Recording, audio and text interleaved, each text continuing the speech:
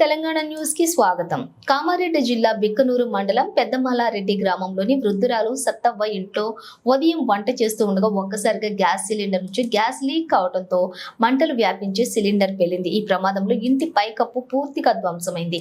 ఇంటి గోడలకు పగుళ్లొచ్చాయి. ప్రమాదం సంభవించినప్పుడు ఇంట్లో వృద్ధురాలు ఒక్కరే ఉన్నారు. వృద్ధురాలు భయంతో పరుగులు తీస్తూ బయటకు వెళ్ళింది. భారీ శబ్దం రావడంతో కాలనీవాసులు కూడా ఒక్కసారిగా భయంతో పరుగులు తీశారు. స్థానికులు ఫైర్ ఇంజిన్ అధికారులకు సమాచారం చేరవేయడంతో ఘటనా స్థలానికి కామారెడ్డి ఫైర్ ఇంజిన్ అధికారులు చేరుకుని మంటలను ఆర్పివేశారు. ఈ ప్రమాదంలో సుమారు 2 లక్షల వరకు ఆస్తి నష్టం సంభవించినట్లుగా స్థానికులు తెలిపారు.